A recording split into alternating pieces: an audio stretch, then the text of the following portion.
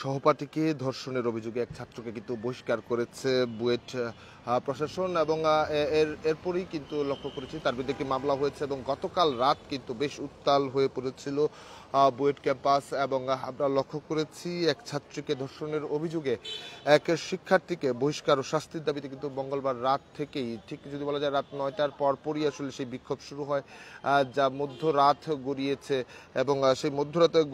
গড়ানোর পরে কিন্তু আমরা লক্ষ্য করছি বুয়েট ক্যাম্পাস কিন্তু এক ধরনের বিক্ষোভের ক্যাম্পাসে কিন্তু পরিণত হয়েছিল, যেখানে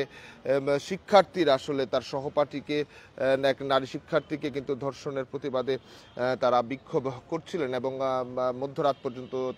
তার গ্রেফতারের দাবিতে এবং শাস্তির দাবিতে কিন্তু বিক্ষোভ করছিলেন, যেমনটা আমরা লক্ষ্য করছি। আমরা যদি ঘটনাটি একটু আপনাদের বলতে চাই, মূলত অভিযোগের পর সেই রাত 9টার পর থেকে যেমন শিক্ষার্থীরা যখন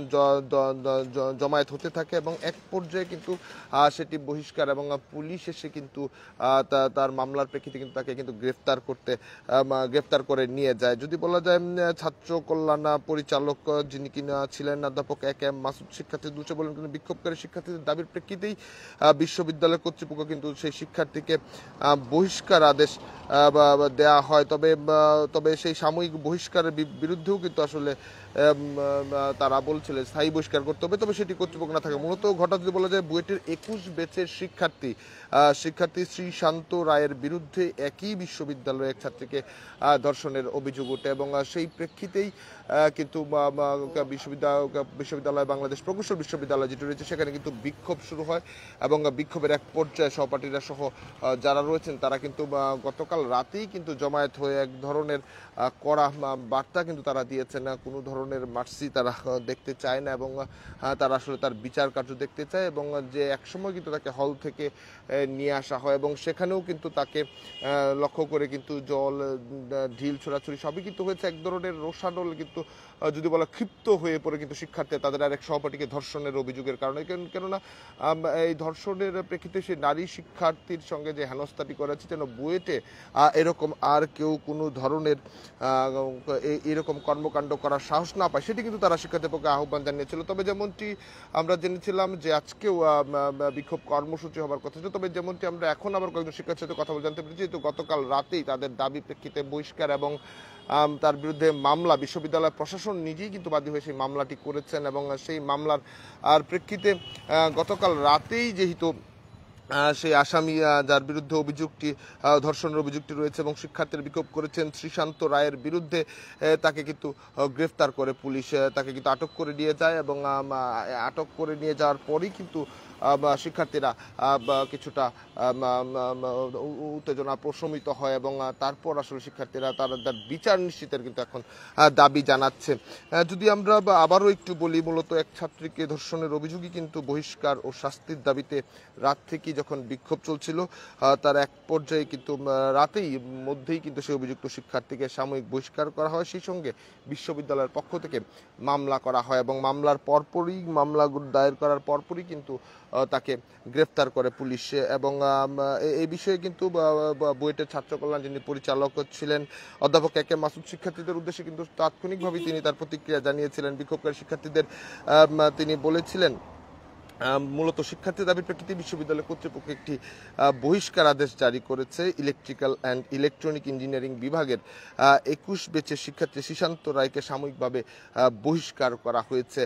ধর্ষণের অভিযোগ প্রেক্ষিতে শিক্ষার্থীদের দাবির প্রেক্ষিতে কিন্তু তাকে আসলে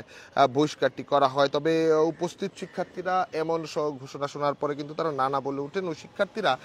মূলত স্থায়ীভাবে সে শ্রীশান্ত যিনি রয়েছিলেন দর্শকের অভিযোগ যার বিরুদ্ধে রয়েছে তাকে স্থায়ীভাবে বহিষ্কার এবং তার ছাত্রত্ব বাতিল করার কিন্তু দাবি তুলে এবং সেই দাবি তোলার প্রেক্ষিতে নারী শিক্ষার্থীকে ধর্ষণের অভিযোগ কিন্তু তার বিরুদ্ধে ছাত্রত্ব বাতিল দাবি তুলে এবং এরপর যে সেই ছাত্রগোষ্ঠী কিন্তু বলেছিলেন যে উপাচার্যের নির্দেশে মূলত সাময়িকভাবে তারা সেটি করতে পারে। তবে বিশ্ববিদ্যালয় প্রশাসন নিজেই বাদী হয়ে সেই মামলাটি করেন এবং মামলা প্রক্রিয়ার কিছুক্ষণের মধ্যেই কিন্তু তাকে গ্রেফতারও করা হয় এবং যদিও শিক্ষার্থীদের পক্ষ থেকে মামলা করার কথা ছিল বলে তিনি কিন্তু জানিয়েছিলেন, তবে বিশ্ববিদ্যালয় প্রশাসনিক শিক্ষার্থীদের কথা চিন্তা করে সেই মামলাটি করেছেন এবং মূলত বুয়েটে 21 ব্যাচের শিক্ষার্থী শ্রীশান্ত রায়ের বিরুদ্ধেই এই অভিযোগটি থাকার কারণেই কিন্তু মূলত এই কর্মসূচিটি বা এই পদক্ষেপটি নিয়েছিল। মূলত এক ধরনের আমরা গতকাল রাত থেকে কিন্তু গভীর রাত পর্যন্ত কিন্তু আমরা লক্ষ্য করছি বুয়েট শিক্ষার্থীদের যে বিক্ষোভের চিত্র সেটি কিন্তু আমরা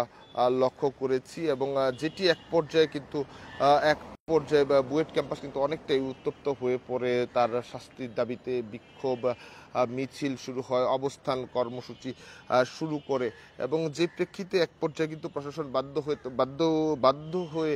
তাকে কিন্তু বহিষ্কার করতে হয়। কেননা সকল শিক্ষার্থী আসলে মোটামুটি এক পর্যায়ে যদি বলা যায়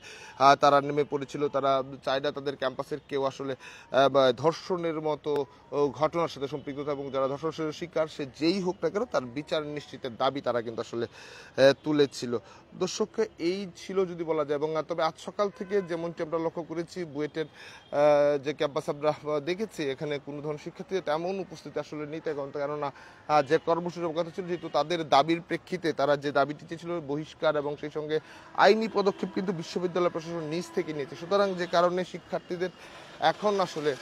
উপস্থিতি তেমন নেই, তবে তার বিচার নিশ্চিতের দাবি কিন্তু শিক্ষার্থীদের পক্ষ থেকে করা হয়েছে। দর্শক, এই ছিল যদি বলা যায় বুয়েট থেকে সর্বশেষ পরিস্থিতি। পরবর্তী আপডেট পেতে দেশ রূপান্তরের সঙ্গে থাকুন।